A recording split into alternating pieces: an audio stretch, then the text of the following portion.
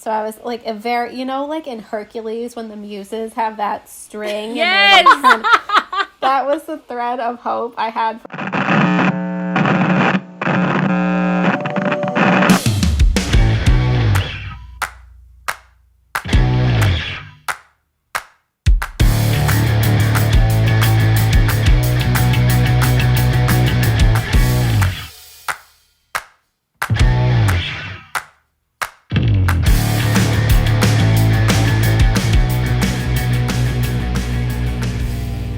Yo, my dudes and dudettes. Welcome to another episode of the Moshpit. In a moment of I can say shameless self-congratulations. Happy birthday to all of us. It was our birthday month this week. Happy birthday, Kelly. Happy birthday, Brianne. And happy birthday, me.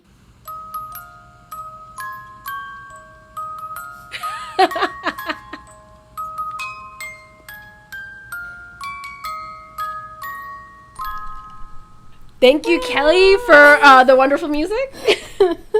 We are all another year older, probably not wiser, but you don't like us to be all intelligent and holier than thou anyway. I mean, who needs facts when you have feelings? Pop punk and emo. They're all about emotions anyway, right? And, gee willikers, we are going to get emotional today. You're gonna learn today. We're going to be changing things up and rocking to a different beat rather than our normal headbanging and rocking episode. We're going to be rocking a mullet. Yeehaw! You know, business up front, party in the back. Because,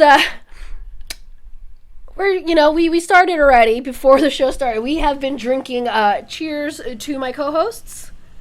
Cheers, ladies. Cheers. Cheers to Brianne and Kelly and myself, Michelle. And, we've got plenty of news for you guys, as is the Mosh Pit way, but we're going to be taking a break from the guests and the discussions and the band spotlights. And we're going to be focusing on sharing a different side of ourselves with you. A more personal and intimate side with you. It is going to get real, folks. There's going to be laughs. There may be tears. Probably some cringe. Because we're going to be answering your pressing questions about us and our lives, because we know you care so much about that. But first, I want to try to find a way to make the things that we say just a little less obvious. But we're going to talk like we're famous, because we are shameless. Good and one. That... You guys like that? Yeah? That was a good one. Yes, folks, that pop punk pun is brought to you by the Mosh Pit, which you can follow right now on Facebook, Instagram, and TikTok at the Mosh Pit Pod. That's right, at the Mosh Pit Pod. And if you follow right now, you'll get the added bonus of following us on Twitter at Mosh Pit Pod, just like all our other social handles, but without the, because some bastard took that handle. So again, follow us at the Mosh Pit Pod on Facebook, Instagram, and TikTok, and at Mosh Pit Pod on Twitter. Now, are you motherfuckers ready to rock and roll? All right, it's time for music news.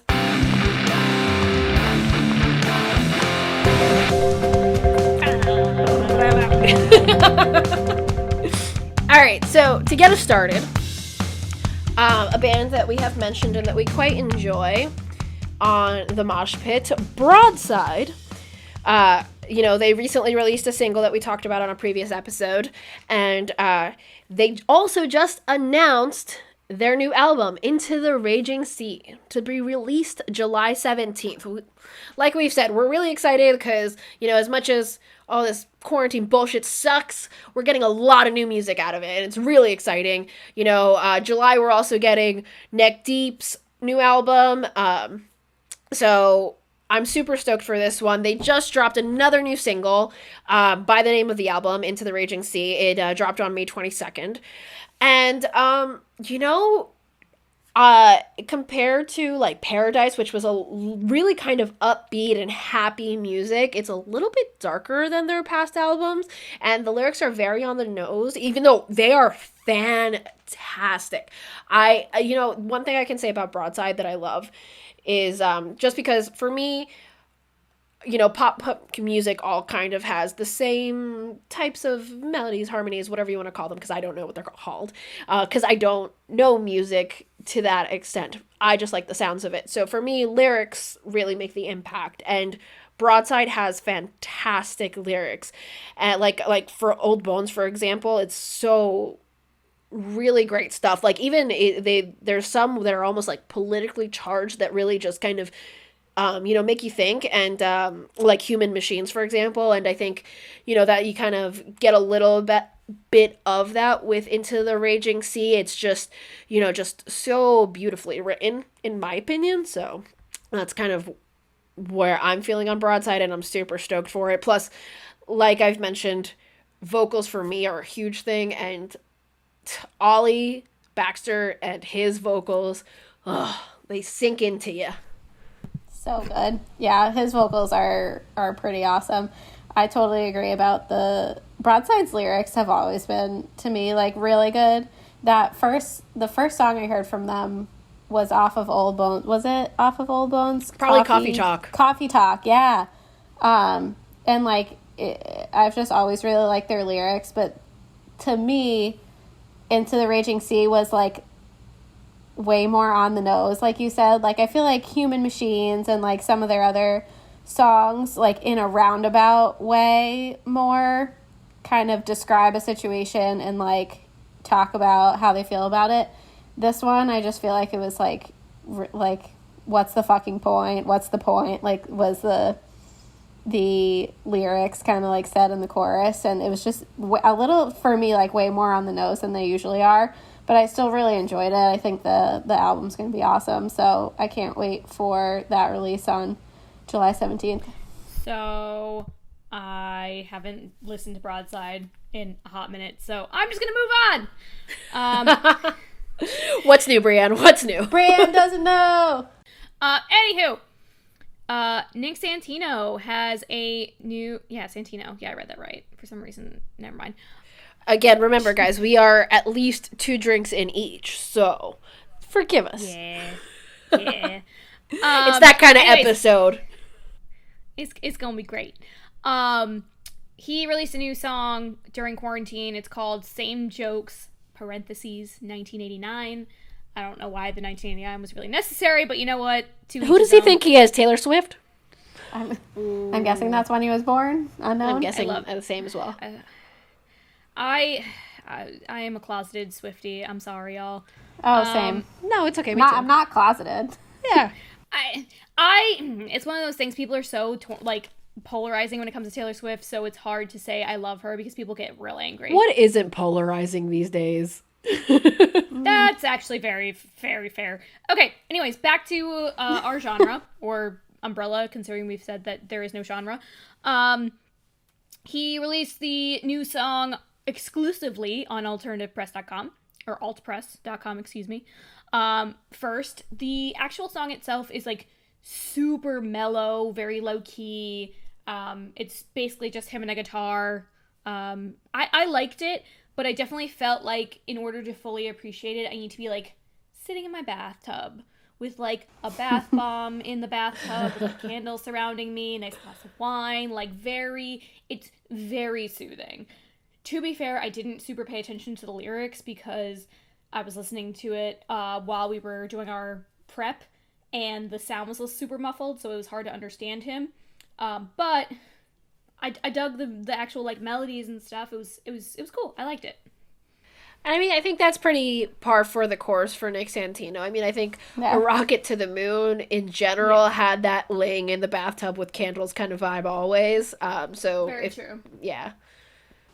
I don't think so. I mean, like their last album at least didn't. Whatever that was. The one with the blue on the cover, and it had like Annabelle on it, and what was She's that Killing one? Me. Dang, I forget what it's called, but that one was super upbeat. It was like a party album. I mean, I still maybe he's taking a step back. On Your Side from On Your 2009? Side. Yeah.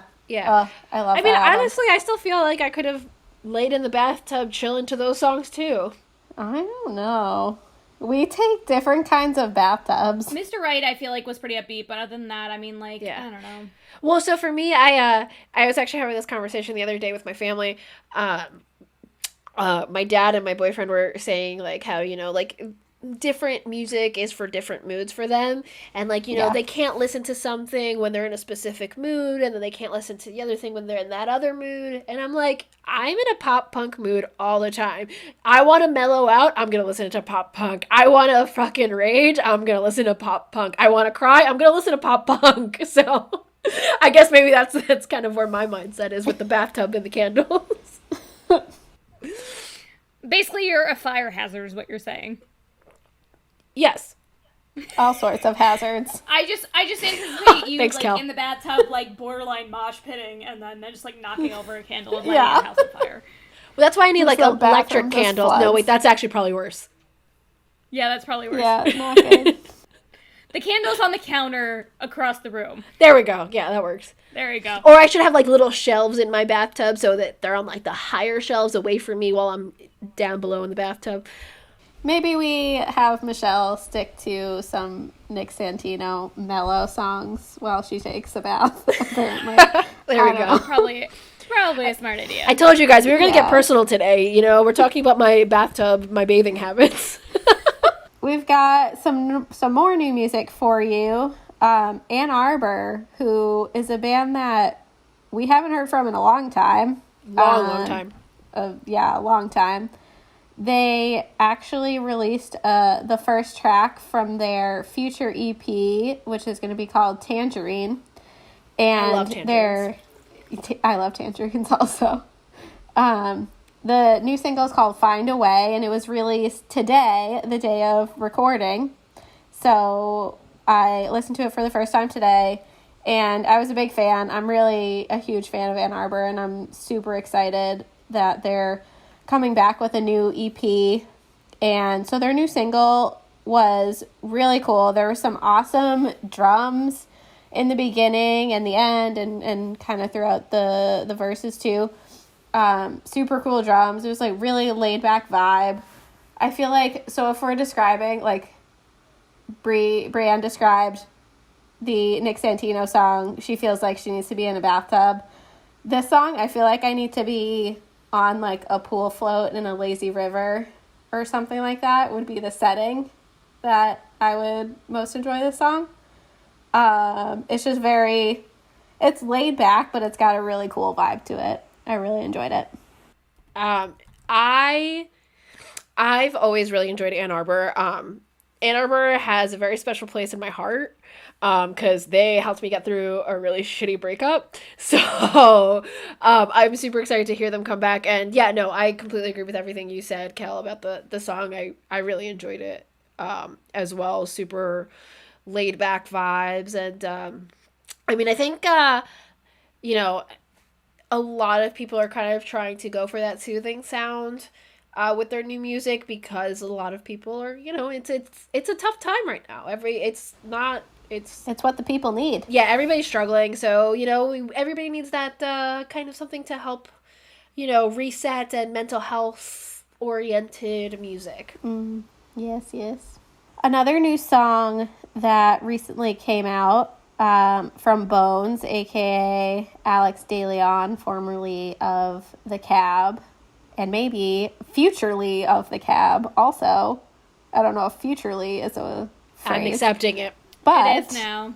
As we talked about on the last episode, Alex had posted on Instagram about potentially new music from The Cab in the future. So that's obviously really exciting. But in the meantime, he has released a new single called Ugly Habits. And it's yet another jam. I love it. I've really been digging pretty much every song that comes out of any sort of Alex DeLeon creation. Just all of it. And yeah, the song is just really awesome. From what I can gather from the lyrics, it sounds like it might be talking about like struggling with addiction or something along those lines. So it does have potentially like a little bit of a deeper background. But in general, it's just a jam, and he has probably the best voice of any singer. I'll add on to that by saying yes. Like I think we can all agree that Alex definitely is one of those that I've mentioned before. Those vocalists that have just that voice that really just gets inside you. But can I just say really quick? I think we've discussed it before, but can we just outline one more time? What is the difference between a jam, a banger, and a bop? I don't think we've actually discussed that, actually. I think we just touched on know. it briefly, like, once upon a time, but... Here's my scientific opinion. A bop, I feel like, must be high energy and more on the pop side. Oh, okay. Okay. A banger, I don't necessarily agree with on that. the other hand, must be more, like, rock-oriented, more of the rock roots. Like, where Okay. headbanging could possibly Well, yeah, be you involved. think headbanging, banger, that makes Right. sense, okay. Yeah, Exactly. See that correlation? Wait, what was the third one? I don't remember. yeah. Jam. You said it, Cal. Jam. Oh, jam. That's what you described the just Bone song more- as. Just more of an all-encompassing, really wonderful tune. So they're all different sides of the same coin. Agreed. Yes. Okay, but there's 3 sides, and a coin only has 2, so... It's like a I would- dice. I was gonna say the coin itself is a jam, and then one side is a bop and one is a banger. Oh! Boom! Okay. Mic drop. Yeah. Uh, I mean, we are the experts, so take it from us. Clearly. So, another mic was dropped. Brie, I know you love those transitions. So, another mic was dropped by Hopeless Records, and they released old new songs from the Hopeless Vault from We Are the In crowd. Perfect Reason and Waiting from the Weird Kids era.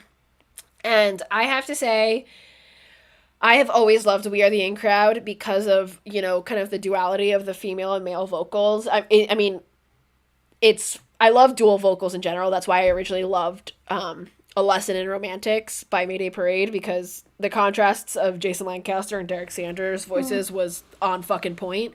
Agreed. But a female and a male adds just this second layer, especially Tay Jardine. Her vocals are fantastic. But honestly, the songs were great and I loved them, and it was very We Are the In crowd, but as opposed to like weird kids songs, it fitted more with their album Best Intentions to me. Like it reminded me of like, the songs that I originally started listening to We Are the In crowd with, wow, not a single one is coming to my mind right now. But it's off that album. That one. Yeah, that one. But, we were talking about settings before. You guys talked about how you would listen to these other new songs that came out. For me, these songs, the setting, now picture it. We're on a hilltop. The sun's about to set. There's a picnic blanket out on the ground. There's grass and wildflowers everywhere. You and your boyfriend are sitting with this picnic basket. There's grapes and cheese and wine. And cherry blossom trees everywhere. That's how I picture listening to this music. That sounds like when we had the date at Mission Hill. Dolores Park. Oh, yeah, right. Yes. That sounds like that. Yeah, I was living in San Francisco for a while. Callie visited me out there. We had a cute little picnic out in Dolores Park, and it was great. And we could have been listening to It's the perfect setting for this Yeah, it was song, the perfect I guess. setting. But yeah, no, I mean, I'm excited. I say it like there's more new music coming, but I'm excited to have heard those because it kind of brings We Are the In crowd back into the forefront, because they'd broken out for a while. I don't think we've heard from them since like 2015, 2014 maybe. And they were actually going to be coming back before all of this coronavirus stuff, because they were on the lineup for Slam Dunk Fest until it got canceled. And I was hoping to see more from them after that too, but again, we don't know when concerts are coming back. But hopefully, this gives them more time to kind of prepare, and maybe they'll make a stronger comeback. And that's the hope with We Are the In crowd, because they were, obviously, as female fans in the scene, we relate to a lot to the female artists. So having another female artist in the scene come back is awesome. Yeah, that's so true. I feel like Tay, I think, was the first. I mean, are there right now? There's a couple more bands with female vocalists, Stand Atlantic, and there might be a couple more. But yeah, Tay was like the first female vocalist I heard in the scene, like saw and listened to. So it was really cool to be able to see her perform, and like it's just a completely different show and a completely different sound, obviously. Which is something, you know, we could use more of. 100%. Side note, I discovered, I think, like earlier this year or last year, which I don't know if it makes me like a good all-time low fan or a bad all-time low fan. Good because like I'm not all up in their business, bad because I'm just failing as a super fan. I only recently found out that like Tay and Alex Gaskarth had like a thing once upon a time. Yeah, I had no idea. Yeah, neither. Yeah, I don't know. It was like a thing, and then like so that We Are the In Crowd had a song called "Kiss Me Again" featuring Alex. Yeah. So that makes it like adds another layer of it for me. Wait. Isn't his wife his like high school sweetheart or something ridiculous? Yeah, well, they were on and off, though. They were on and off. Oh, I didn't know that. Oh, okay. Yeah, they've been. I don't really pay attention to relationships when it comes to the bands. I have, but again, on and off. How did I miss that? I missed it too. I don't know. I guess we were distracted with college and drinking. I don't know. But it was mind blowing to me, and I was like, "What? I didn't know this." I can't see that. I don't know. Yeah, I don't know. It happened mostly because I just like see him with his wife. Yeah, I guess that's fit for me too. I've never whatever. seen him with anybody else but Lisa. Yeah. Here's the other thing: is that look back into all of our pasts. There are still people I look at that Michelle dated and that I dated, and I was like, I don't see that. Fair. Big facts. Everyone's got someone in their past, and it's just like no one thought that was gonna happen, and you're just like, yeah, that did. It was weird and it was gross. Moving on. Yeah, exactly. Speaking of which, moving on. More new music. The Main posted an Instagram about how apparently there's new. I'm so excited. Yes. There's It's new not Main even music. happening yet. Sorry. So the caption of their Instagram post was, "Ya thought." I'm gonna side note. Thought is not spelled like a thought out of your mind. It is spelled THOT, which is probably my favorite thing I've ever read. Anyways, you thought we was sleeping during the plague? LOL. Fuck no. As I type this, we have 10 bangers on deck ready to F this social distance in the head. F this social distance in the head! Y'all, if we've been talking about how I've never been more excited. we've been talking about how this whole pandemic, the silver lining has been the content creation that's been happening, and holy shit, I am ready for some new Main music. Like, it's been a hot minute since they've released anything. Yeah, no, I agree, and it's really exciting because, like we've mentioned earlier, me and Kelly are going to be going to 8123 Fest January 2021, if it's still going to happen, and let us pray. If they're going to be releasing 10 bangers, then hopefully we'll hear them there. And just to backtrack a little to our conversation before, John described their songs as bangers, and what did Kelly just say? You know? That kind of rock background, it's, I think, it's reinforcing this point. It's coming in. Yeah. I think it's happening. I don't know.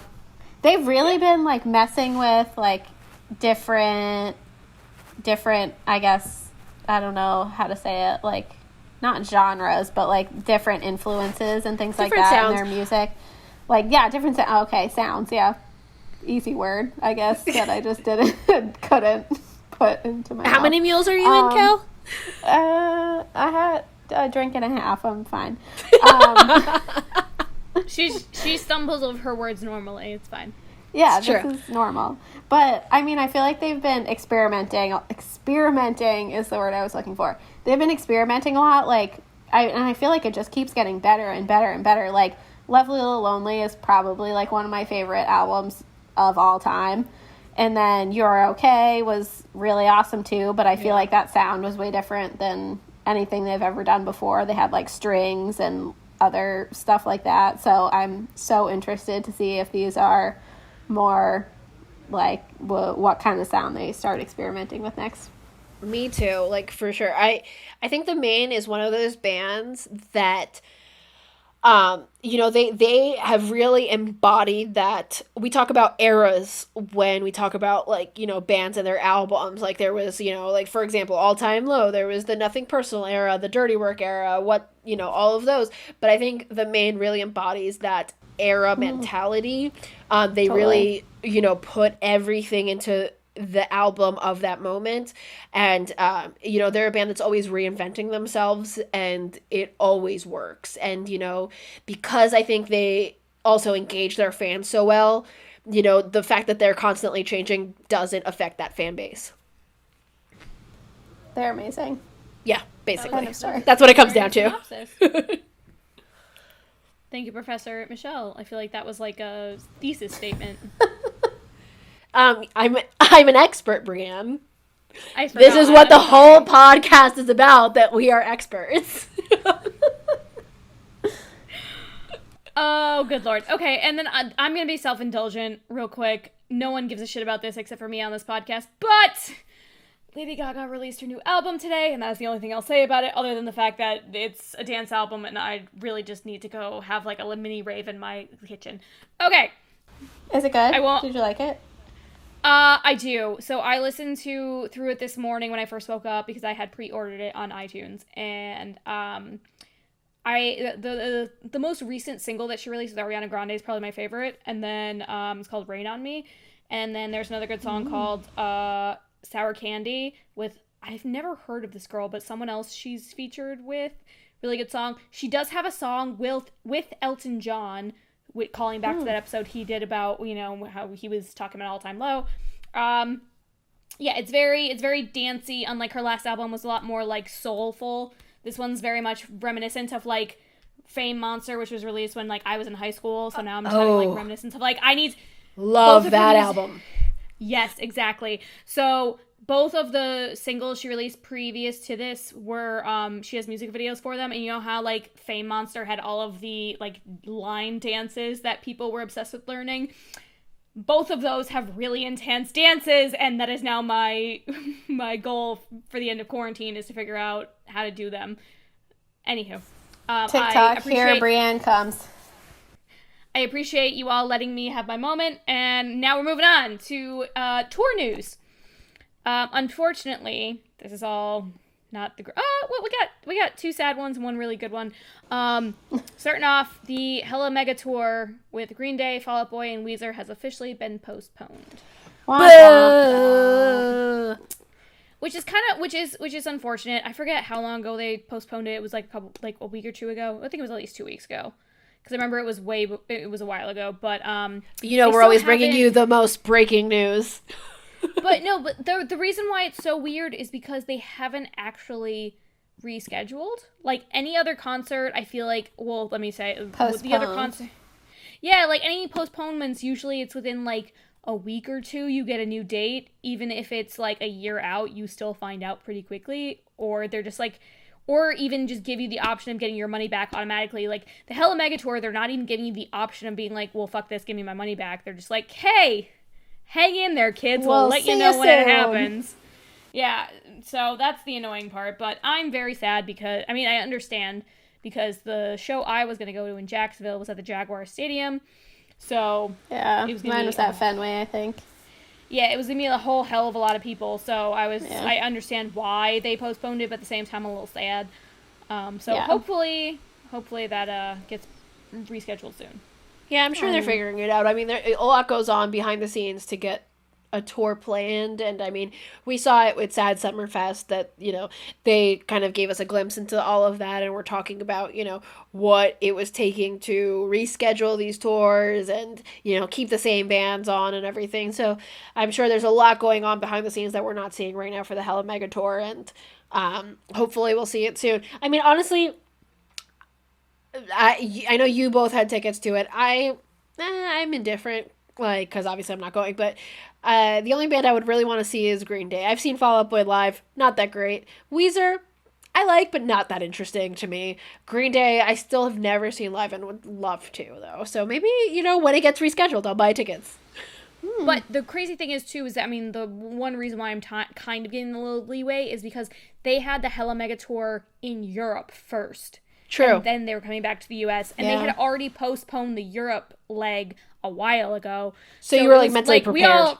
It was one of those things we all knew it was coming, but also I don't even know if they've announced the reschedule for those dates. So that's why I'm like, okay, well, those people are way more pissed off than I am, so... I was holding, like, a small, very, very thin shred of hope that it would still happen because mine was in, like, late August, I think. So I was, like, like in Hercules when the muses have that string. Yes! That is the... You were hoping it was going to turn gold at the last second. That was the thread of hope I had for the Hella Mega Tour. And, like, pretty much every other tour that was scheduled in, like, end of summer, beginning of fall.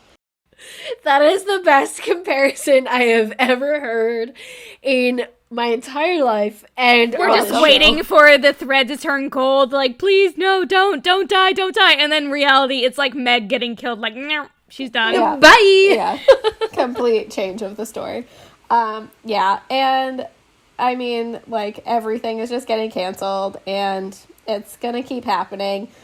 And, Brianne brought up Lady Gaga's new album. I have to bring up Backstreet Boys.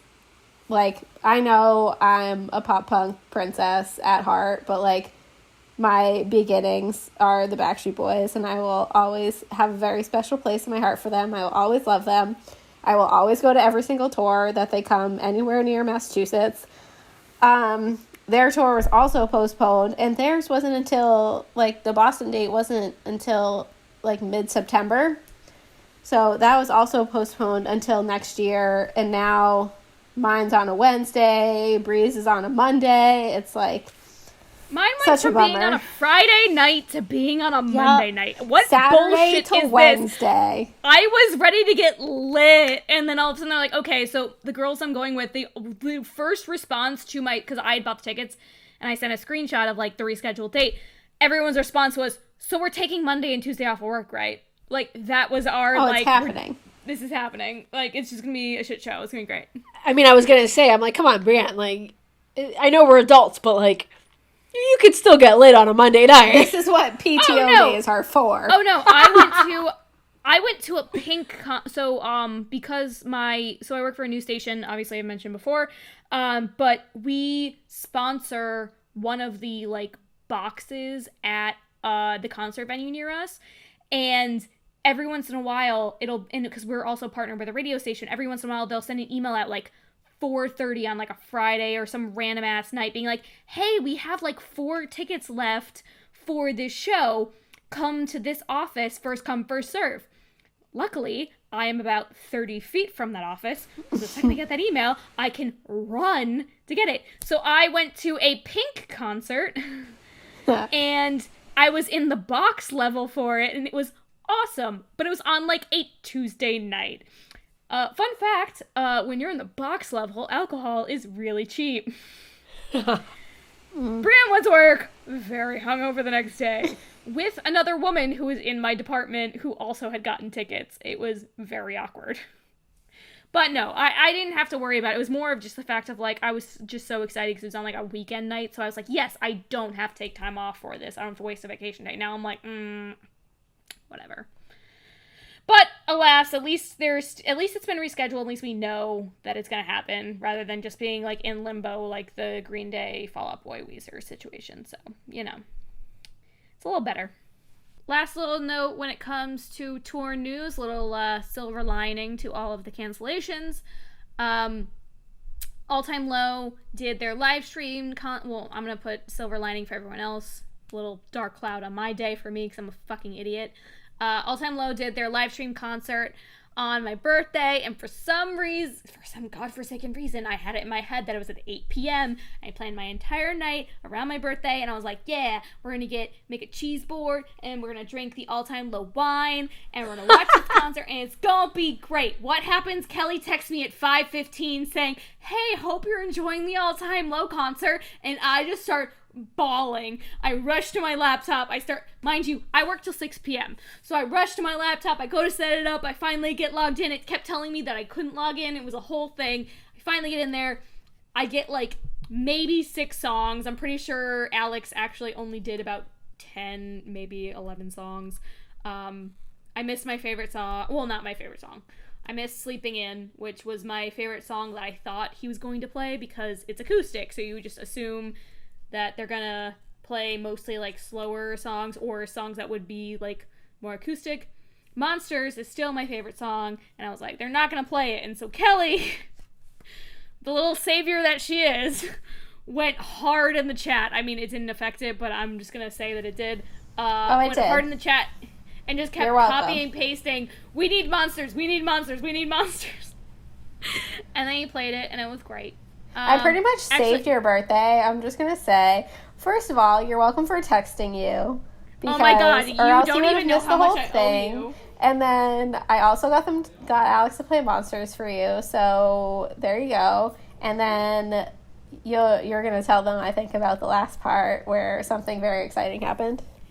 Yes, All Time Low sang me happy birthday. And by me, I mean their guitar tech, who apparently has the same birthday as me. But they sang happy birthday on my birthday, and I'm just taking it as the win. Brianne, pretty much same thing. Sound exactly the same. It's the same thing. Either way, I'm putting that one in the win column, because there's a lot of ones in the loss. They just pronounce your name wrong. It's okay. Exactly. But I will say, the concert was fun. I mean, it was a lot shorter than I was anticipating. I figured that he would go a full hour with music and then do, like, a live thing. It was maybe about half hour, 45 minutes of music, and then they brought in the other band members just to chat, which was cool, but, like, at the same time, it was a little disappointing. The whole thing, I think, was maybe an hour long. I think it was done by, like, 6:10. It was really fun. It was a nice break from the monotony of quarantine. I understand why they did it at 5 because of, like, all the different time zones and whatnot, but, like, at the same time, I was just kind of internally like, can you have made it at, like, 6? Like, 1 hour later, just so that way I could have fully enjoyed it. Either way, I thought it was great. What about you, Kel? I enjoyed it quite a bit. I think the whole fact that they did it for their touring crew was really nice. I forget the actual amount of money they raised for their tour crew, but it was a lot of money, and I think that was just, I don't remember the exact amount, but I feel like I'd be making up a number, but I want to say it was like 15,000. It was up there for sure. So I thought that was really great that they did that for their staff. And like Alex's setup was really nice. It looked like he was on some sort of soundstage of some kind. So that was nice, but I do wish it was a little bit longer. Considering, before All Time Low, Brianne's favorite band was We the Kings, Kelly's favorite band was The Maine, and mine was always All Time Low, and I almost made them have All Time Low as their favorite band. I did not see the live stream, and can I just say I'm very proud of them for just loving All Time Low so much in my stead. I will say there was, like, a sleeper song, so you know how they were, like, I mean, obviously it's just Alex by himself on a soundstage, which it's really funny because, so, a couple little cliff notes, he made the playlist by himself, like the set list, I should say, and, the guys roasted him afterwards because apparently he started off with, like, obviously, oh my god, Some Kind of Disaster, and then immediately went to Afterglow, and everyone was like, ooh, that's a choice. That was literally my reaction, like, oh, okay. To be fair, I missed that, obviously, but they were talking about how they were like, clearly, if it was all of us making this set list, that would not have flown. And he was like, well, it's acoustic, and both, and so they had the whole banter. But then they also talked about how there was a good sleeper song that was not actually an All Time Low song. He covered Harry Styles. Oh, yeah. And we have a clip of that, actually. So lost inside your eyes. Could you believe it? You don't have to say you love me. You don't have to say nothing. You don't have to say you're mine. I through fire for you. Just let me adore you. Honey, I walk through fire for you. Just let me adore you like it's the only thing I'd ever do. It was apparently people were like going off in the chat. He only did the first half of it, but to close out the show, he was trying to sandwich Dear Maria and Weightless, and he fucked it up so bad. Fuck up. Like, he was trying to do it like where he played like the first verse and chorus, and then immediately went to Weightless, and he like fucked it up because it was someone's guitar he was borrowing, and he's like, well, sorry guys. Okay, one, not a Harry Styles One Direction fan at all, but I do love it when All Time Low cover songs. They always fucking nail it. It was really and then good. two, I'm a little upset that I missed the attempt at the Dear Maria Weightless mashup, but by the sounds of it, I didn't miss much. I would love to see him try that again at a live show. Like, that would be fantastic, because they're arguably the two most popular all-time low songs, so it'd be cool to see them mashed up for real. Or they could just record it mashed up and release it. I mean, they got the time, right? Right. He fucked up that time, and he fucked up like one or two other times, and the problem is that because it was a live stream, he had like the video board in front of him where he could see the rest of the band members, and then he also had the chat in front of him, and like mid-song he would glance up and he would accidentally start reading the chat, and all of the lyrics just went out of his head, and he's just like, oh, sorry, I lost it. And basically, like I do all the time, but he had an excuse. So you could literally see the like thoughts flying out of his head. Yeah. So it was a fun time. It was a good change pace, but yeah, it was good shit. Nice. So, well, you know what else is going to be good shit? And I'm super stoked for? New Found Glory's album, Forever and Ever Times Infinity. Nailed it that time. I finally have that wording down. So we've previously said that it's going to be released on May 29th, which at the time of recording is today. But we recently found out, and we thought it prudent to tell our listeners, as a lot of you might not have known either, that they moved it back to June 19th. So Forever and Ever Times Infinity. Oh, I stumbled over there a little bit. I think that was the alcohol, not just my brain sucking. It is being released June 19th because of, well, take a guess, coronavirus. Because, you know, for a lot of us, the album buying experience, you know, going to the store and getting it is important, and they understand that, so they don't want to risk people going to stores and getting it, so they pushed it back a couple of weeks. So June 19th. So that means not next episode, but the episode after that is gonna be Forever. Oh, fuck. Oh. Damn it! No. I was so close. So close. Rough start. Forever and Ever Times Infinity Day. Woo! And I think that'll be a perfect episode 10, yeah? Yeah.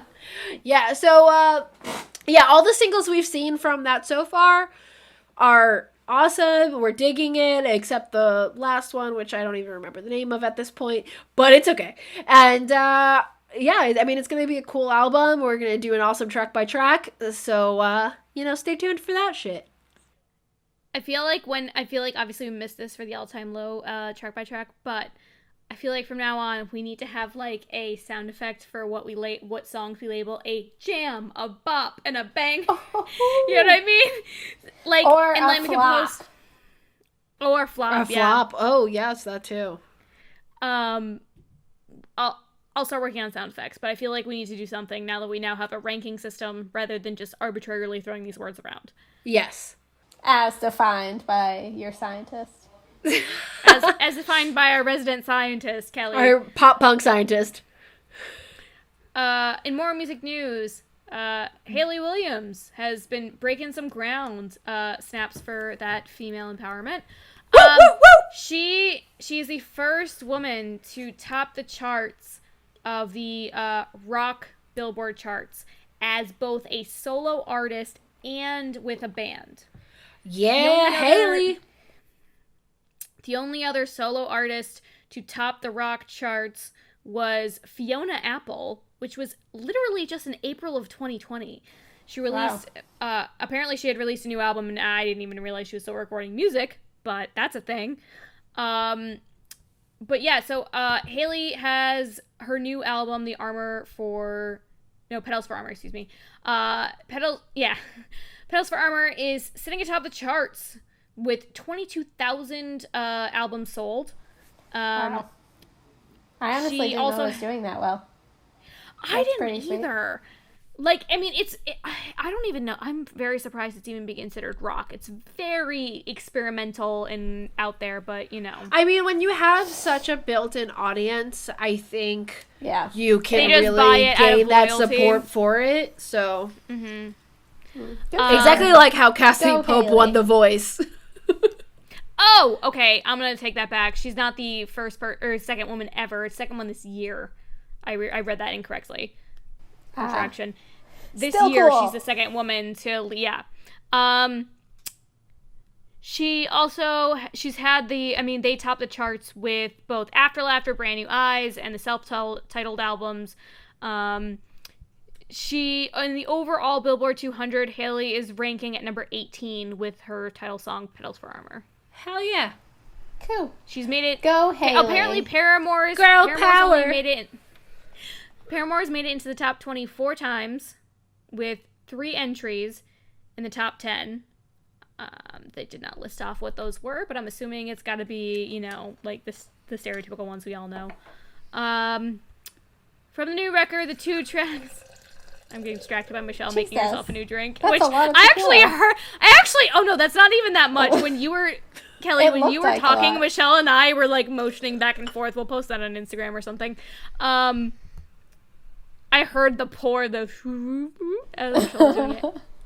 The 2 tracks made it onto the rock songs chart.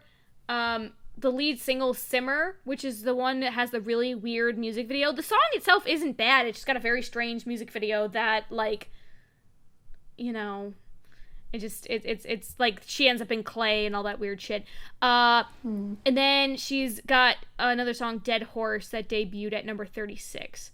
I do want to listen to the whole album through. I haven't. So Haley's killing shit, kicking ass, taking names, and I'm very proud of her, even though I'm not a super huge fan of the album. Or I should say of the songs she's released so far. I do hope to listen to the album in full eventually. Just to make a quick point about what you said about the weird music videos of her being in clay and shit. I gotta say, as weird as it may, sound, I think the weirder music videos are the ones that make the bigger impacts. Think about how stoked and how, funny we thought 4 Year Strong's video was. The one where, they're inside the brain and stuff. It was really out there and weird, but we loved it. And I think that says something about Haley's, kind of, out there concepts as well. I think it's in line with her music as well, because it's a little bit out there of what we're used to from Haley Williams, Another piece of news for you. All Time Low related, obviously, because as much as we try to expand our horizons, we can't stay away for very long. All Time Low used to have a podcast called Full Frontal, and they are coming back with something similar. It's not going to be called Full Frontal anymore, but they are now starting a podcast / YouTube live situation that will be called Crash Test Live. And they actually recorded the first episode today. And Brianne and I watched that live recording that they did. And I quite enjoyed it. It's that typical, Alex and Jack banter that all of us as fans love so much. They're just hilarious when they banter off of each other, and it's still there, and it's so funny. Well, I think that the key part of that is that the whole show is just Alex and Jack. Don't get me wrong, Ryan's amazing, Zach's amazing. However, I feel like the two of them have such a chemistry and they build off of each other that, like, sometimes it's slowed down by the other two. Now, Ryan is still a main part of this podcast. He actually used to edit the original one, so he's now become a staple guest, apparently, on the new show. But yeah, I love the energy that Zach and Jack bring to it.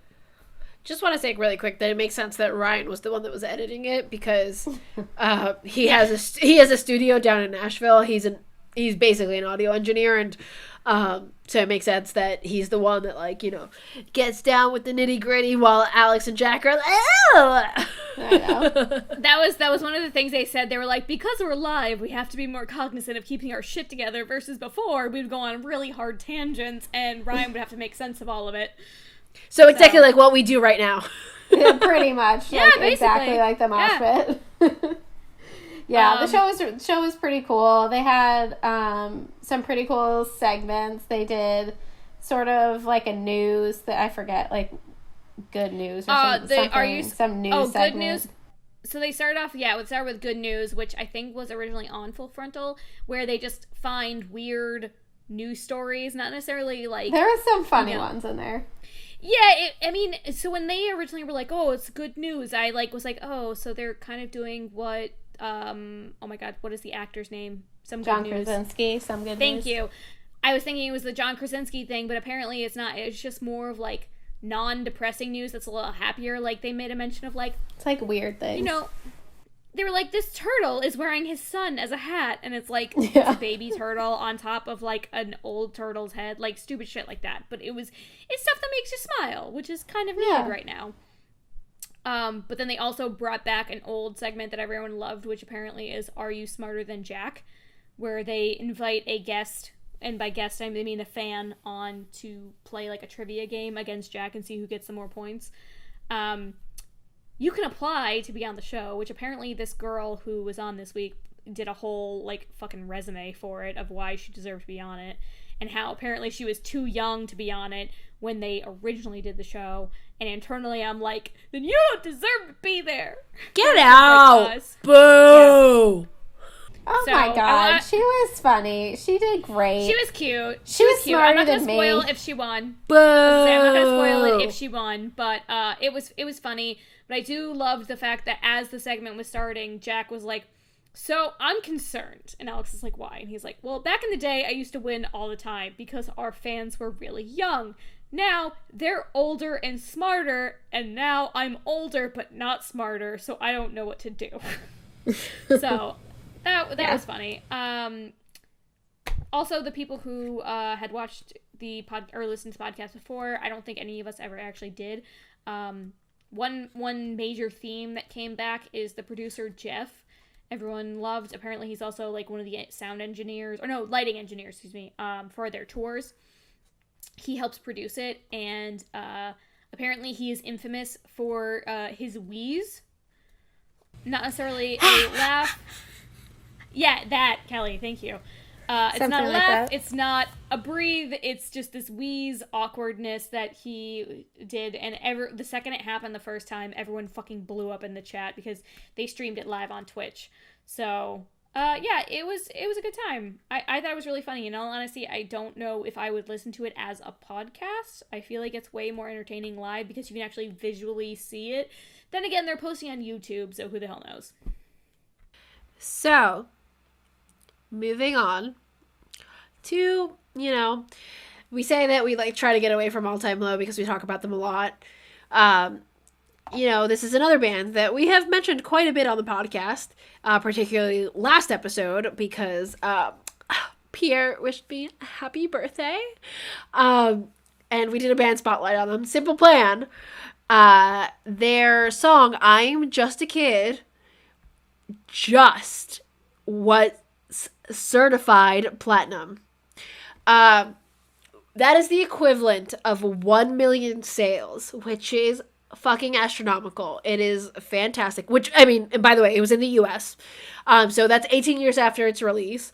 And it's a debut single, and it's become viral. I mean, we mentioned it was part of the reason we joined TikTok, because there is a trend on there right now where people are trying to recreate old photos with the song as the soundtrack. And you're going to be seeing that coming from at the Moshpit Pod real quick, real soon.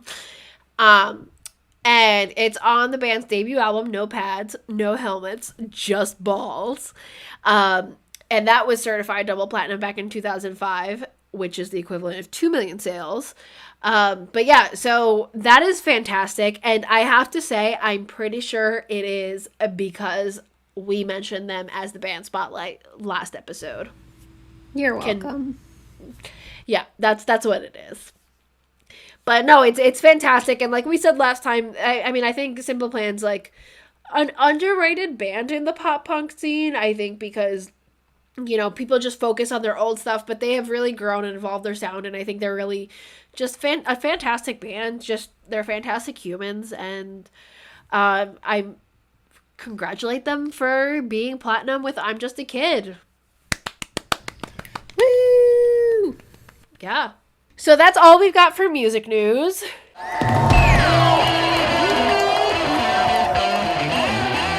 And now, as promised, I think I really shouted that, but it's okay.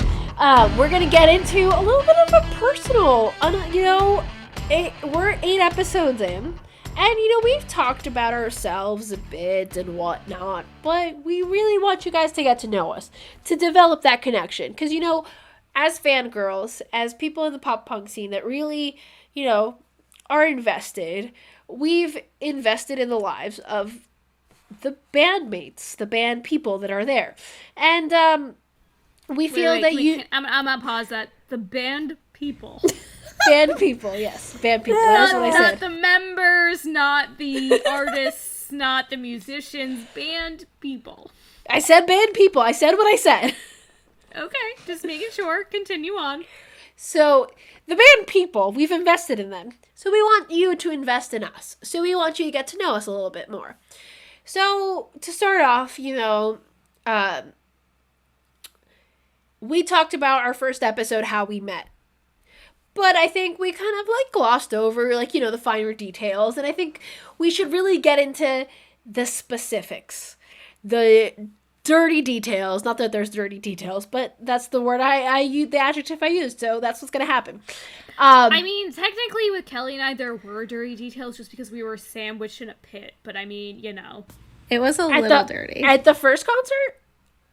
The first time I ever met Kelly was at that concert. The one where you got kicked in the face? Yeah.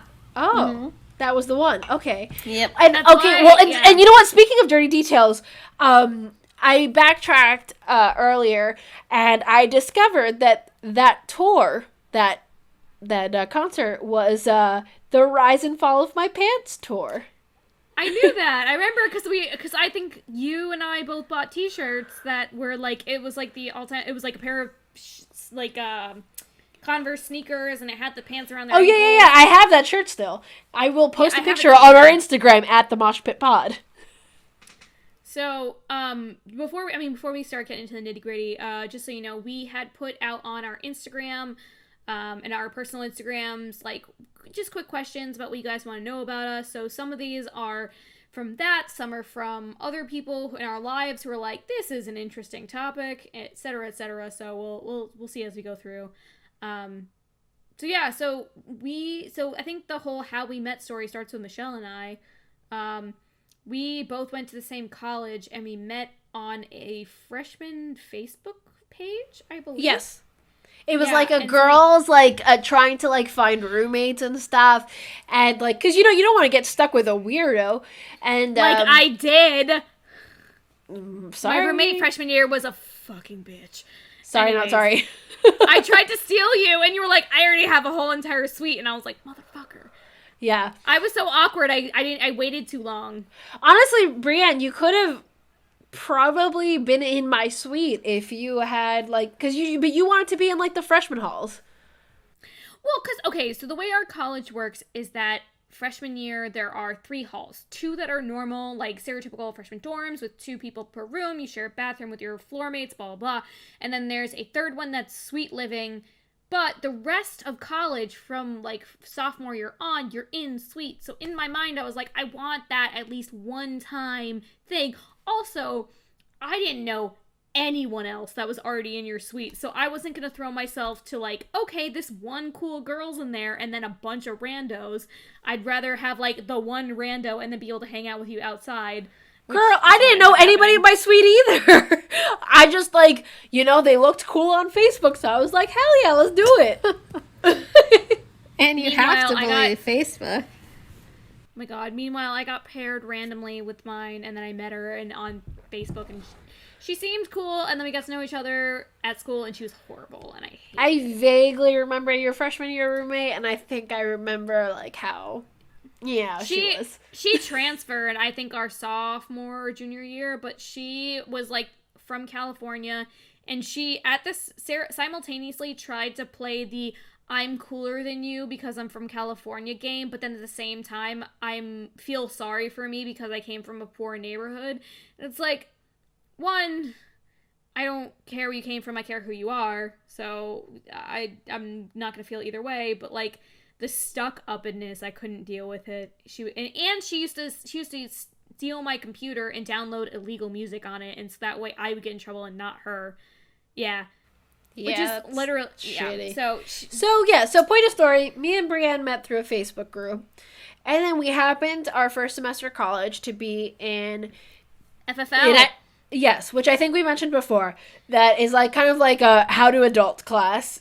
How to college adult class. How to college class. And I never showed up. Our teacher was a fucking weirdo, and he was a sociology professor, so he was like super into like the, you know, guys, like, it'll be fine. I just remember that at the end of class, he took us out to dinner, and I was like, fuck yeah, let's go to I remember the dinner. I went there. Hell yeah. No, but so Michelle and I were in the same class, and I was super pumped because I was like, yeah, this is girl that I thought was really fucking cool, and I haven't seen her anywhere on campus otherwise, and she just never came to class. Except for, like, maybe 3 times. And it was funny because my buddy Evan was also in the class, and he was, like, relying on me to, like, give him information about the class, and I'm like, I didn't go.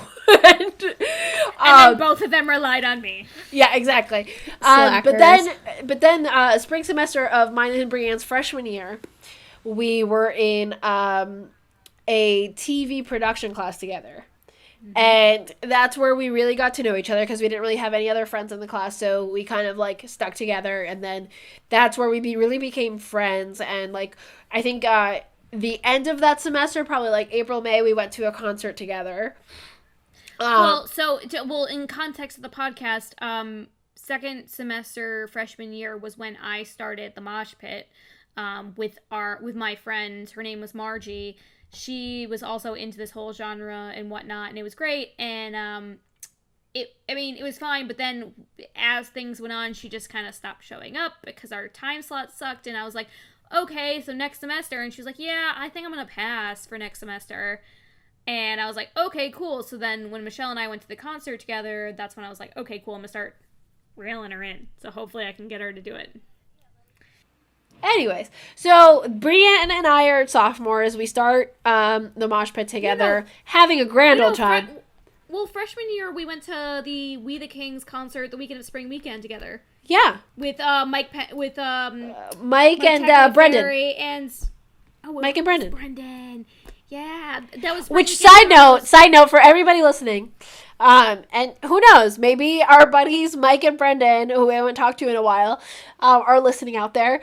Brendan was like one of the maybe 3 scene kids I'd seen in all of campus. And, that was my jam back when I was 18, 19, because obviously I was really hardcore into the pop punk scene. So I loved, that emo swoop hair and shit, and, Brendan had that.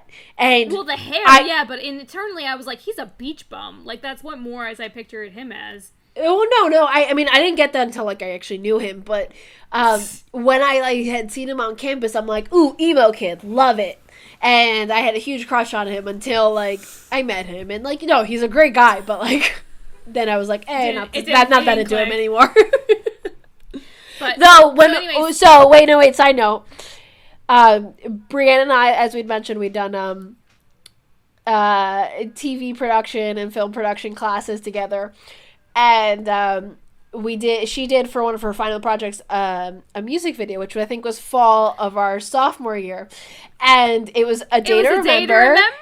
If it means a lot to you. And it was, and the lead roles was me and this kid Brendan, and I kid you not. We're posting the video on our Instagram, so I love that video. It's so bad looking back on it, but it's got a lot of emotional ties.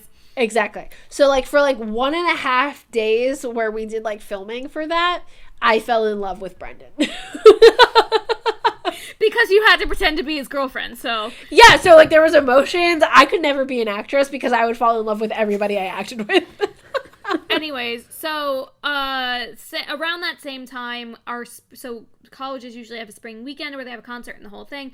Our freshman year was Third Eye Blind, which is great. But that Sunday, the day after the Third Eye Blind concert, we also had a We the Kings, I forget who else was at that concert, show in downtown Providence. So the four of us went, and that was, with the first time that Michelle and I had really, not necessarily hung out, but, first time we actually, had an intense, music connection, and then it, just, built, and then continuing on to sophomore year. Yeah. So then sophomore year happens, me and Brianne do the mosh pit, cool, fun times, awesome. This is 2011 now, and 2011 fall, Kelly's a freshman. So we don't meet Kelly till probably sophomore year. I thought we were juniors. She's 2 years younger than us. 2011 spring we're sophomores, 2011 fall we're juniors. Well, you said sophomore, so I got confused. I wasn't paying attention to years. Well, yes, I said we're sophomores. We do the mosh pit. Then 2011, Kelly joins. Yes, got it. Cool.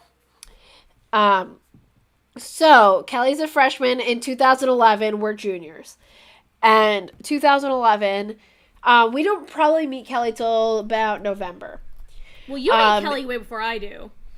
No, we met her at the same time. I met you guys the same day. Wait, you guys met at that show too? Yeah. Mm-hmm. I had it in my head that you knew Kelly before the show, and I just collected her after. That's why you probably thought that. So we have a mutual friend, Dave, who has been listening to the podcast. Shout out Dave.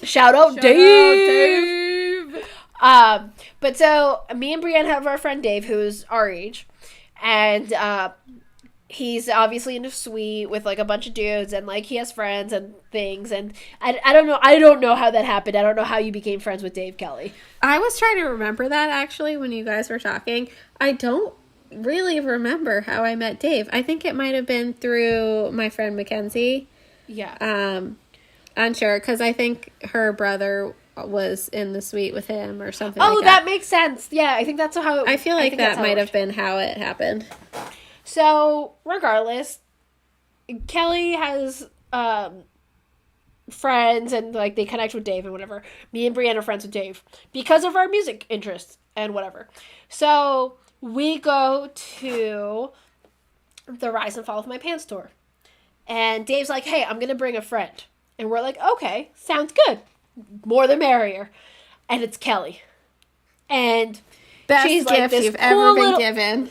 Yeah, she's this cool little freshman, and she's pretty quiet, but we love her. We had been standing in line for hours, and we're all hanging out and whatever. But as you think at the age Michelle and I are at, we're juniors, we've lived through the cold winters in New England, the whole thing. You'd think by now we would be okay, we're gonna be smart and we're bring jackets. Nope. Michelle and I are very much in the mindset, fuck that, it's too hot, I'm not holding the jacket. So what happens? We start freezing to death. Exactly. And who had sleeves? I wore sleeves because I am the responsible one. Always has been, always will be. Yeah, that's I very also true. just I'm get pretty cold. sure Kelly's our mom. Kelly's 100% our mom. That's what's happening. But no, so Dave was smart enough to go into a Walmart, I think, or some bullshit store, and bought a $5 hoodie, and he's like, yeah, I stuff it under the stairs, so that way if it gets too hot, I can just stuff it under there, and if it gets stolen, I don't give a shit. So He gave it to us. He gave me and Michelle. Actually, the picture has already been posted on our Instagram. So because he bought like a men's XL, Michelle and I were able to like maneuver our way both underneath the hoodie, and we became real close. And the first picture Kelly had taken of us was us cuddled underneath the hoodie, and it was great. And it was like, I remember that moment that we were all like, oh my god, did like we just become best friends in like a very Step Brothers fashion? And we did. All three of us became best friends. We did. We actually said that in person. Yeah, we pretty did. lame, but it's okay. That's the thing. It's like I was like, oh, okay, we're saying this now, but I also know like freshmen, you don't actually get to meet people and you actually stick with them. But Kelly and I cemented our relationship later on that night before I physically get assaulted. So this is the infamous show that I've mentioned multiple times, where I went into the mosh pit, and to be fair, Michelle was the first person to actually pull me into a mosh pit. I was always, intentionally, I should say. I've been in mosh pits, not on purpose, but I'd gone into the mosh pit, we were having fun, and then I get knocked down, and this is the infamous show where I get kicked in the face and in the chest a couple times, and I am just screaming, crying, trying to get help, and then Michelle comes to my rescue. She pulls me up, she saves me, the whole thing, and then I am just like, nope, I'm done. So I go back on, so the venue we were at, the pit was an actual pit versus like sometimes it's just like a section of the floor where it drops down, I want to say like 4 steps. And Kelly was actually waiting on the top step of like the transition, just like on the rail, the whole thing. So she like sees me like trying to climb my way out. She pulls me out. She saves me. She pulls me next to her, and we're standing on the steps and the whole thing. And so we watched the show from there. And she was very sweet and was very concerned on whether or not I was okay or not. And we watched the show from there. It was really fun, and it was different just because I had always either been in a seat or in the pit for shows. Like, I mean, not necessarily in a mosh pit, but like down in the pit.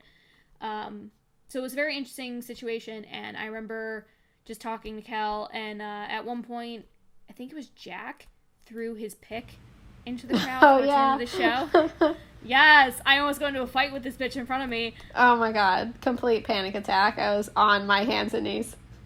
He throws the pick, and it like lands right in front of me on the steps, so I just step on it, and I'm like, nope, we're just pretending it's not there. So the girl in front of me sees me do this, and she tries to lift my fucking foot up to get the pick. And I'm like, no, girl. No. I have a Jack Attack pick, and the same thing happened to me. I don't think it was the same concert, because I don't think we both would have gotten a pick at the same show, but people are really obnoxious when it comes to, like, things from the bands. About it. Yeah. Like, don't get me wrong, I'd fight over it too, but, like, if I had seen someone step on a pick, I'd be like, all right, you know what, good for you, you get it. Yeah, but, like that's the end of the fight. She legitimately grabbed my ankle with one hand and grabbed the tip of my foot with the other and tried to lift my foot up, and Kelly and I were like, get the fuck out of here! And this cemented our friendship that Kelly came to my aid trying to defend it, and then, like, we waited, like, 4 songs for me to actually lean down and pick it up, because I was, like, so paranoid this girl was gonna, like, punch me in the face. And after being physically assaulted for the past half hour, I was like, nah, I'm good. But so, point of story, we all bonded then. And, I mean, honestly, you guys probably bonded at that concert more than me and Kelly did. But I was obsessed with Kelly from the moment we met. And I stayed in touch with Kel after the show. We became Facebook friends, all that stuff. And I was like, hey, I think I had mentioned this, because I was in a sorority in college. And I'd mentioned the sorority to Kelly. And she seemed, like, kind of interested. And at the time, I was looking for, like, a little sister. And so then I didn't want to push her into it, but I thought she would be a good fit. And I thought, me and her got really along really well. So that, I kind of, like, invited her out to all the sorority things. And she eventually joined, and she became my little sister in my sorority. And, obviously, we're still best friends, I don't know, almost 10 years later. And, then I was like, well, obviously she's a fan of the music, and she's, my little. She's one of my best friends. So me and Brie brought her onto the show, and yeah, the rest is history. Well, the crazy part about it is, too, it doesn't even necessarily stop there, because for a long time, Kelly was just Michelle's little, and I was like, yeah, you know, it's fine, I'm not in the... I hung out with basically everyone in the sorority, but I wasn't, like, in the sorority, which was, like, yay for my wallet, and yay for my social life. It was great. However, Bree's the real genius here. Fuck yeah. I don't have to pay them dues. Hell yeah. But... True life. But, like, as we progressed with the radio show, I became way more involved with the radio station, so I was on, like, the executive board for a while, and eventually I kind of, like, roped Kelly into being on the executive board with me, which worked out really well, and I had always wanted to be the general manager of the radio station, but I had a choice. Either I do the GM of the radio station or I study abroad, and I chose studying abroad, and it was I will never regret that decision. But it was very sad for me, and so then, like, I mean, once I graduated and the whole thing, it was like Kelly continued on with the e-board, and I just remember the day that she texted me. She was like, I'm gonna be the GM of the station. I started crying because for all those who don't know, GM means general manager. Basically the president, if you will, of the executive board is the easiest way to compare it. But, like, I just remember, like, being so excited because I don't think there'd ever been a female... I got some sort of GM award because I was the first female general manager of the station. I was so proud, and I just remember being like, because it's one of those things, like, I had always wanted that for myself, but, like, I knew that I would much rather have done the study abroad thing, but, like, if it could be anyone, I was so proud of the fact that you were that. So, like, from, like, the point where she joined the e-board, I started calling her my WJMF Little, which I don't know if Michelle was a huge fan of or not, but, like, we both just started calling her Little because it was easier. No, I thought it was fantastic. I loved it. Okay, I didn't know if you were pissed or if you were, like, into it. I could never tell. No, I loved it. Okay, good. Because Kelly is such a awesome human being that everybody that is able to have an association with her should be celebrated. This has become really fun for me, this episode. Just, like, taking a bunch Everybody's of praising Kelly. Right. Basically, we're just talking about how much we love Kelly, and this is the only reason Michelle and I are functioning human beings, which is an actual statement. No, but that's actually true, because the amount of times that I visited our college after I graduated, and Kelly hosted me, and the only reason I did not get alcohol poisoning was because of Kelly. Yeah, Kelly's graduation weekend, I'm pretty sure Michelle and I were more drunk than Kelly. That is actually true. We actually both probably stayed out later than she did on her own graduation weekend. Yeah. Oh, 100%. It's because of champagne. I just can't ever drink champagne ever again. It's fine. I got dropped on my head. You can't mention that if you're not going to post the video. Oh, I'm going to post the video. Don't worry. At the Moshpit Pod on Instagram and Facebook. Oh, God. Okay, we've been on such a tangent. So now you know how we met. We know how we love each other. Let's move on to the next question. So this question comes from Slayton down in Jacksonville, Florida. What is the absolute craziest situation you've been in at a concert? This is coming from 2 rooms over in my condo, because Slayton is my boyfriend. And he's literally just trying to get me in trouble. Brie, a little bit of mystery. He's in case I talked over Michelle, what is the absolute craziest situation you've ever been in a concert? I'll go first. I don't know if it's like a crazy situation, but it's like probably the craziest thing I've ever done, because we all know how, like, proper I am. Like, I don't do crazy things. Like, I never have, like, a crazy story. This is gonna be kind of funny. I don't know if I ever told you guys this story, but and it's not actually a scene pop punk concert. It was at a Jesse McCartney concert. Jesse McCartney? Yes! Yeah, he fucking rules, okay? He's great. He's amazing. Don't knock him. Don't want to hear about it. I mean... Okay. So at a Jesse McCartney concert, it was at the House of Blues, so it was general admission. Like, there was a crowd like anarchy. standing. Was there a mosh pit But- at Jesse McCartney? Well, not quite. It might have been my first foray into such a thing, but it was like kind of a mosh pit, just like 12-year-old girls. So it was different.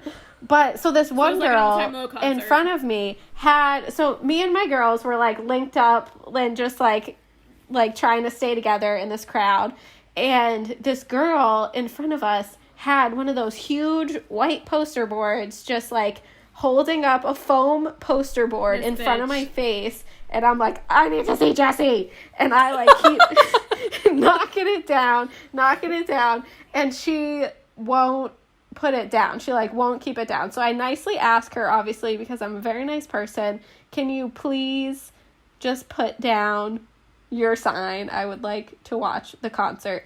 And I asked her many times very nicely, and she just didn't do it. So because I was in middle school-ish at the time, I think, I was chewing bubblegum at a concert, so like that's weird. Do you spit in her hair? Please tell me you spit in her hair. Do it, I put it in her hair. Yes! I put it I was very thoughtful about how I put it in the bottom, of her hair, Okay, so so that she she could just wouldn't cut her have hair? to shave her head. Oh my But- god, can I say though that this is like the most outrageous thing that Kelly has ever done in her life? Like this is, I don't think Kelly has ever done anything mean. Kelly, how have by we far. never? How have I think never I've heard kept this story? I've kept this a secret for like, I don't know, like what, 15 years? I don't know. I was gonna say, I'm like, how have we never heard this story before? This is insane. I love it. There's a dark side to Kelly. Just a little bit. I mean, I was very thoughtful about where I placed the bubble gum It's so nice at of the you. bottom, just so Shit, she could man. just have a trim. She just got a free haircut appointment. She didn't have to shave her head. I mean, other than the story about being like kicked in the face and the chest and stuff, I don't even know if I think the only other time that was crazy was when I almost broke my hand at like Warped Tour. That one. Oh, okay. She's got it. Just because the others well, for me it's not actually a big deal, but just because the other stories were already told. My first Warped Tour I went to, I think it was the summer after my junior year of high school. We the Kings at the time were my favorite band, and I'm pretty sure All Time Low was also at that Warped Tour, maybe not, but I remember I had never been in a situation where I had been in a mosh pit, because everything was always like seated, or I was like intimidated or something along those lines. And so when it was Warped Tour, you don't have an option. If you want to see them, you're in the pit. There is no not being in the pit. So early in the day, I'd gone to Forever Sick as Kids, and they were on one of the side stages, and so even more people were shoved into like a small space, and I was kind of claustrophobic from like a normal standpoint. So being in a pit, I freaked the fuck out. I like also have asthma, so I like lost my breath, and I was literally sitting on the side like freaking the fuck out. My friends were with me, and it was fine eventually. So then we went to We the Kings, and they were like, are you gonna be okay? This is way bigger of a crowd, and there's way more people here. And I'm like, I don't care, I'm doing it. And I don't know if I will ever feel this feeling again of sheer terror and sheer excitement at the same time, where my feet weren't even on the ground. Like, I was being held up because there were so many people. Yeah. And then also at the same time, just It feels weird. passing crowd surfers. And That's rough. but like, I loved it because I was, in high school. I was like 16, so I was like, Yeah, it's the fuck rush. You feel it. yeah, it's like a fucking drug. And then you actually get physically harmed in one of those situations. You're like, just kidding, it's not that big of a deal. And it's not necessarily I wish I could go back to those days where I would do that. It's more of like, I wish I had that carefree attitude in life where that is the end all be all feeling, Like, now I'm just like, oh, if I ever went into a pit like that, I would break something. No, I totally feel you. I mean, like, these days I still go into a pit, but it's a little bit rougher, especially depending on the band, because sometimes, like, it's too much for me, because I'm a tiny human, you know? Like, So, A Day to Remember, I will not go into one of their pits because... Oh, God, A Day to Remember pits are so good, though. I know, but the second they start screaming, people start throwing shit. Yo, I mean, you wouldn't think it, but Newfound Glory pits are, like, intense.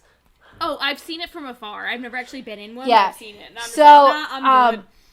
So my craziest situation at a concert, I think I've alluded to it on the show, and I think I've mentioned it to you guys. I honestly don't, I want to say it was an all-time low concert. I don't remember, though. But, so, I was maybe, like, I want to say 18. I think it was before college. I think I was still in high school. I think I was 18. I think it was an all-time low show. But again, don't remember. There was a girl behind me, probably a few years younger, maybe around 14. And it was already around the time where cell phones were really good. And, like, you know, people were, like, starting to record their shows all the time on the phones. And she had her fucking cell phone in front of my face. A good chunk of the show. So I kept lifting her phone up above my eyes. Because if she has it over my head, whatever, fucking, you want to record the show. Exactly. I could see the live show. Because we were, like, I would say 3 to 4 rows before the barricade. And I kept lifting her phone. I lifted it a couple of times. I lifted it up. This sounds like the poster board story. What? This sounds like my poster board story. No, it's kind of almost exactly your poster board story, but worse. So I lifted her phone one last time, because I had already lifted it a few times. And because I didn't want to say shit to her, because we're all in the moment, and I get it, whatever. But I lifted it one more time. She brings it back down in front of my eyes. I slap it out of her hands. I donkey kick her because she's right behind me. And she, like, bitches at me for, like, a second, and then I turn around and I'm like, what'd you say? And then she's like, well, and then she doesn't say shit. And I was probably 18 at the time, and I don't feel great about it, but at the same time, don't put your phone in front of my fucking face. That's all I gotta say. So for some reason, I missed at the beginning of the story that she was behind you during this whole thing, and I'm picturing she's in front of you and she's just keeping it low, and you were trying to see through her hands. No, fuck this bitch. If she's behind you and she's dropping, she was behind me. Fuck this bitch. No, like, I mean, to be fair, it was could you have handled it a little bit differently? Yeah, I probably could have handled it better. I'm not that mad, but couldn't we all? Yeah. No, but, like, okay, let's be serious, though, because, like, I asked her, I mean, I didn't ask her, I just moved her phone gently up above my head. She didn't even have to take her phone away. She could have just had it above my head. Clearly, she was not going to the gym to keep it up. But she kept lowering it. And then I just eventually slapped it out of her fucking hands like the dumb bitch that she was. And then I donkey kicked her. Whatever. That was the craziest situation. For all you listeners out there, if you ever wondered why I called out to Michelle when I was dying in the pit and getting kicked in the face, this is why, because she has a little bit of an anger issue when it comes to pits. And I think one of the few things I remember from that whole scenario was Michelle screaming at random men, get the fuck away from my friend, and then just seeing a couple guys fall over. Honestly, did she kill them? She might have. Honestly, I remember the moment, but I don't really remember what happened. I'm pretty sure I threw a few people, but I was gonna say, I definitely remember seeing people hit the ground. All I remember was being furious that you were getting hurt and not being able to enjoy the show, and I just remember doing everything I could to make it okay for you. Well, because I also remember the fact of, like, I mean, after the moment we talked about it, and you were like, I just remember hearing your voice change from being like, oh, this is the pit, to, like, sheer terror. And I'm like, yeah, that's essentially what I was feeling. Well, yeah, because I think if we've mentioned it, you know, we talk about concert etiquette every now and then, and, you know, one of the big things about, you know, our show's called the Mosh Pit. One of the big things about the Mosh Pit is that the first rule of fucking concert etiquette is to pick people up. Because no matter what's going to happen, is people are going to fall. Because we're all throwing each other around. We're running around. It's crazy.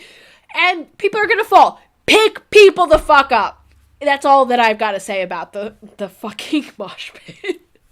Okay, we've been going on tangents. Let's get back to the questions. So, next question that we were asked. Rapid fire questions. Oh, a few let's do rapid fire. Let's go. Oh, this is hard though. Okay, so quick, what quick. got you into pop punk? I'll do one really I- quick. My friend Natalie in middle school I think showed me I Must Be Dreaming was like one of the first songs, and then took me to a couple that's a good shows, song. and I was obsessed from that point on. Thanks, Natalie. So for me, it was actually my 7th grade music teacher. Really? He introduced me to My Chemical Romance. I'm Not Okay, and obviously that's a little bit more emo, but that's kind of what led me into like Amber Pacific and like Cartel and all those bands that kind of led me into pop punk. And so thanks, Mr. Pillion. Rock on, Mr. Billion. I will say that, ironically enough, it's my absolute best friend from high school, who is still my best friend, Brian. He's also my Gaga fame monster along with me. He and I became very best friends our freshman year, and throughout the years, we would just hang out at his house and listen to music, and it would be everything from, like, Lady Gaga, like, we were the two who would learn the dances together over the summer of her music videos, to, like, I can't think of another song, but right now Metro Station is the one thing that's popping into my brain.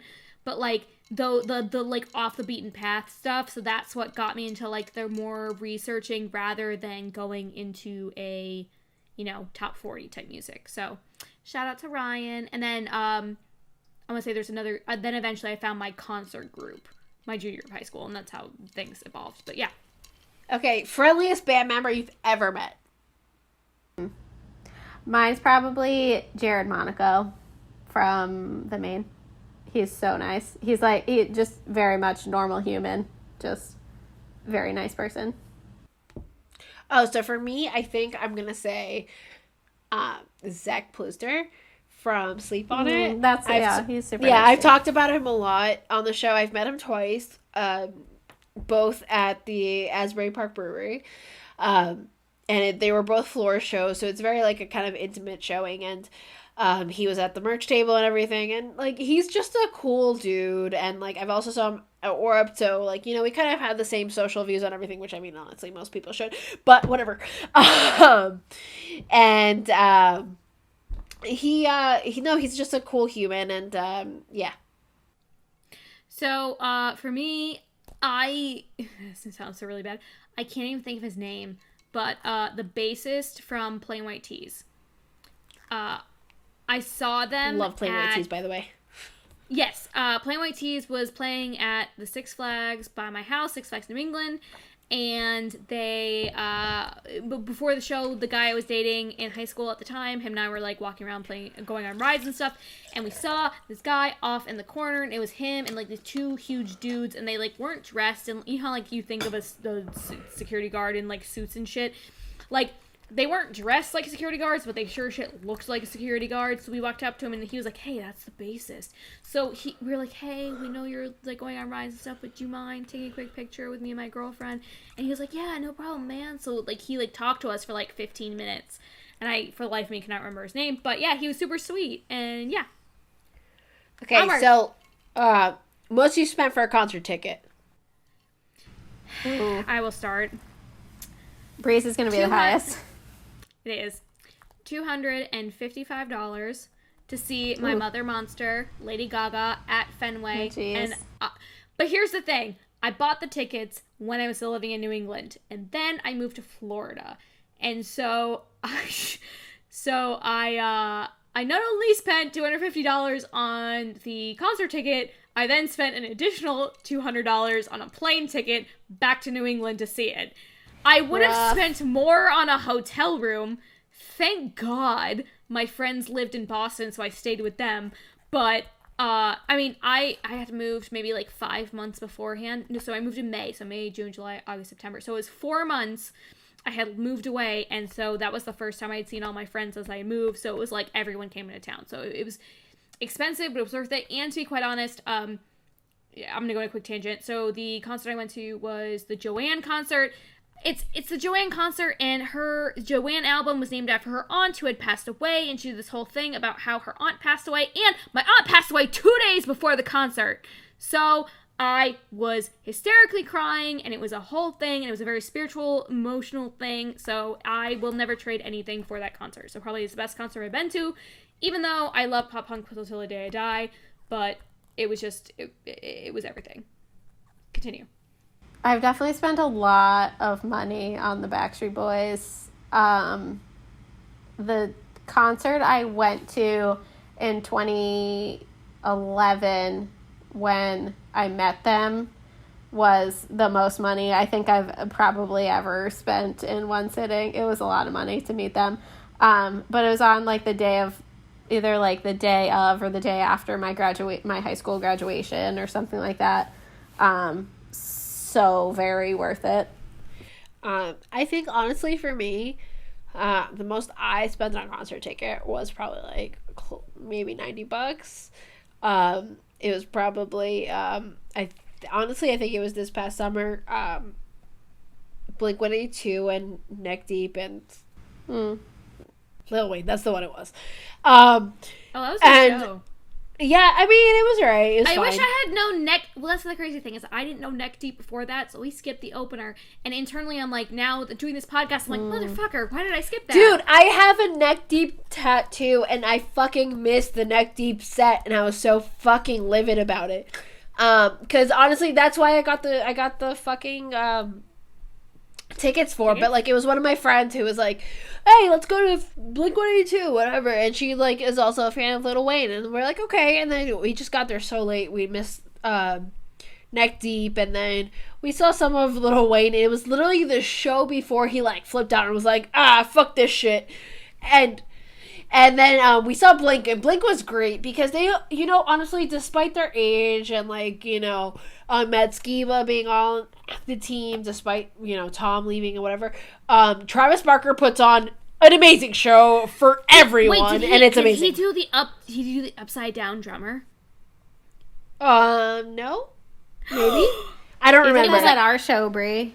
I think he probably did it, and I don't remember. It was because I got really drunk. Dome. And it was like their interlude, or not even, I always say their encore. No, you're right. He did. I remember. And he goes upside down. It was the coolest fucking thing ever. So cool. So one of the other questions we got asked, what was one of the most memorable and one of the least memorable shows we've ever seen. So one of the least memorable shows I've ever seen was Blink with My Chemical Romance. And I remember going to the show, but I don't remember anything about the show. But now that we're talking about having seen Blink live, I remember the only thing I remember from that show was Travis Barker. I honestly didn't even remember I'd seen My Chemical Romance live. I was so excited to see them, like, now that they're like back and everything. I'm like, no, wait, I've seen them live and they suck. And no, Travis Barker was amazing that show. And now that you're like, you know, we're talking about it, I'm like, yeah, no, I saw them last summer, and Travis Barker's always the best part of a Blink-182 show. I feel like I have, like, memorable moments rather than, like, memorable concerts. Probably, so that Travis Barker moment, like, when he started flipping around in the little circus ball thing, probably one of the most memorable concert moments. And then also, I guess memorable concerts. I've seen Panic at the Disco twice with my sister, and really? both of those shows were so memorable, but also just like amazing. Like, he's just such an amazing performer and puts on the best show, and so talented, and it's always fun to get to go to a show with my sister too, and she really enjoys his music also, which is super exciting for me. So those were very exciting and memorable shows. See, I don't even know if necessarily I have, like, a quote-unquote memorable show. It's all, like, the moments like you were talking about. I mean, I had already mentioned a bunch of them, like Warped Tour and with you guys and the whole thing. I don't know if there's necessarily, like, a specific show I can narrow it down to. Yeah, I mean, every major moment I've went through at a concert I've already mentioned during this actual show, but I will say I have many quote-unquote least memorable shows, just because the amount of shows I'd been to that were like these no-name bands I got for dirt cheap, like maybe $10, because I lived in Western Massachusetts and Hartford was 20 minutes away. The amount of times a night we would buy tickets and just go see some random ass band, like, just don't get me wrong, we're fun, but not necessarily anything to write home about. So I think I have a lot of shows that like I've gone to that were like really cool bands, but like honestly I was never a fan, and then I was just like, but I live in New Jersey, New York, so I'm like, let's fucking go, let's do it. Like I like the Wonder Years, but I've never been a fan. I've seen them, I've seen the Front Bottoms, I've seen, you know, a ton of bands that I'm like, it was fun, but like it's not like a concert that I'm like, dude, it was so amazing. So I have a lot of those least memorable shows, I suppose. For our last two, we're gonna go to our Instagram for people who have submitted questions. Danny Yells sent us a thing saying, I'm gonna read it verbatim just because it's so great how she rephrased it. At the one from Jersey. So I'm gonna That's you, Michelle. That's So I'm me. gonna take that as Michelle. Do you remember when someone got stabbed in Camden? I was Jesus. really young, and I was never allowed to go. I think she was talking about the Warped Tour. Yeah, I do remember when someone got stabbed at Warped Tour Camden. That was honestly I don't remember what year that was, but that was ages ago, and thankfully, honestly, for me, I never went to Camden. I always went to the Homedale Warped Tour, and so it never affected me. But like legit, like yeah, that was a big deal. Scary because shit. yeah, it is scary shit because like, you know, you go to these concerts and expect a safe scenario for yourself, and yeah, like I said, thankfully for me, I've always went to Homedale, so it was never an issue for me. So I'm sorry that you missed out, but you know what? Danielle's, next time you want to go to a show, I will be there for you if you want to come out. So let's hang out. You know, we make friends at shows, so let's do it. All right, and for our last question from the Instagram. First of all, the handle is chef's kiss. Nada, aka Nata _hustler. We've got a hustler. Hustler! Yes. Didn't even say necessarily a question. It was just 2 words. Bon Jovi. Ooh, answer. What is your opinion on Bon Jovi? And so I feel like that's directed to the Jersey girl again. that's fair, but I mean, we're all from the New England area. We all love Bon Jovi. Well, or at least know Bon Jovi. I don't know if you guys love, but what's the opinion? What's the feel? Mishi, you want? So for me, Bon Jovi, you know, Jersey girl. I can't say anything negative about Bon Jovi. Wow. Yeah, exactly. Fantastic. You know, he's just living on a prayer. And, you know, he may not play the best live anymore because a couple years back, he did like a live like benefit show or something, whatever. And, oh my God, it was so bad. But, you know what? He's a fantastic human being. He still has fantastic fucking fucking music. And just in Red Bank, which is like 20 minutes away from me, he has this little soul kitchen where it's a really good, like, community restaurant, and he's just an awesome human being, and fucking Bon Jovi is the best, and, you know, he may be older now, so for us millennials, not that, like, sexy, but I know for my mom, it was, like, he was, like, the height of sex appeal, so... I don't really have a ton of opinions on Bon Jovi.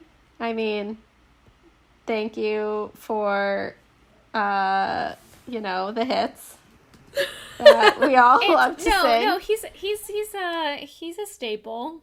Put it that way.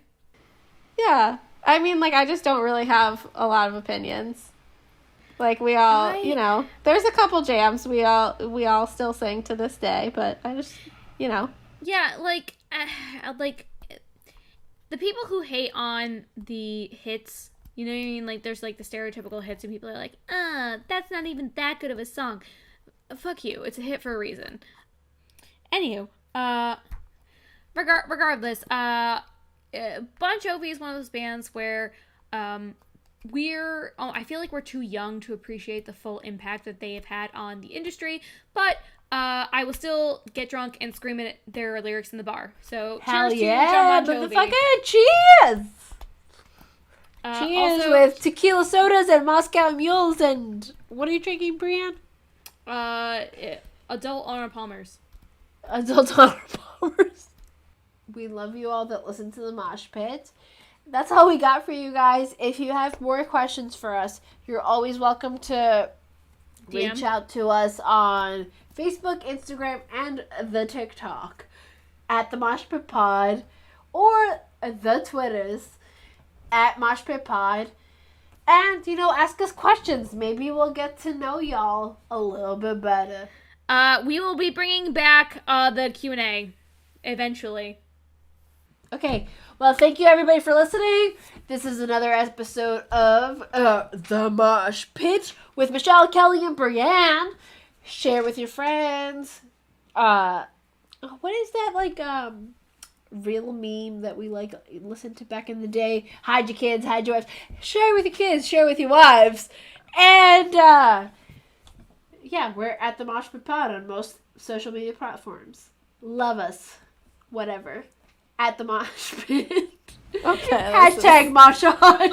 This is why you start drinking before the episode and you slowly drink throughout versus Michelle's just like, tequila! Tequila!